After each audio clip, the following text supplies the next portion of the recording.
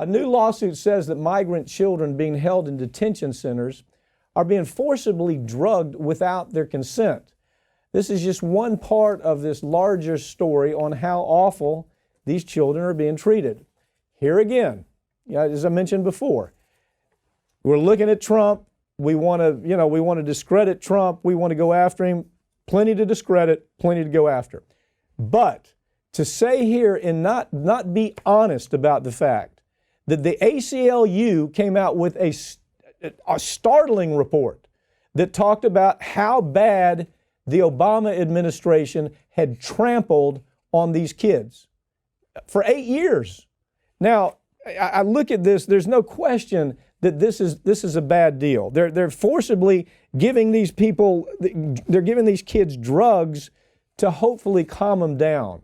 We're going to put them over here and take them away from their homes. We're going to give them drugs. This happened with the Obama administration too. Yep. But fortunately now the media is so focused on finally following some of these stories that they didn't follow before. What is your take on this story? Well, this is almost should be considered, I guess, maybe a form of torture. I mean, this is something the UN probably needs to look into. These psychotropic drugs that they're giving these kids, some as many as 15 pills per day, have a very significant psychological, neurological effect on these kids that can last a lifetime. I mean, it messes their brains up permanently. Yeah. And they're doing it not, because what they claim, we got to keep them calm.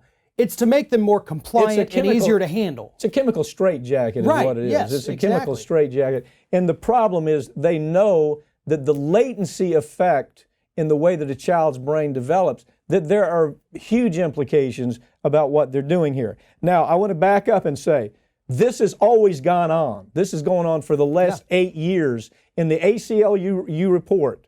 If you think this is new, go back and take a look at the ACLU report where they called Obama's ICE group, the Border Patrol back then, the Border Patrol monsters because of some of the conduct that was taking place under the Obama administration. So if we want to be honest with it, we want to be true journalists, go back and take a look at that. The good news is now people are paying attention, don't you think? Absolutely. And the other part of this too is that another report just came out here from the government about these detainees that are dying in custody. Going back to at least 2015 is what this specific report was looking at.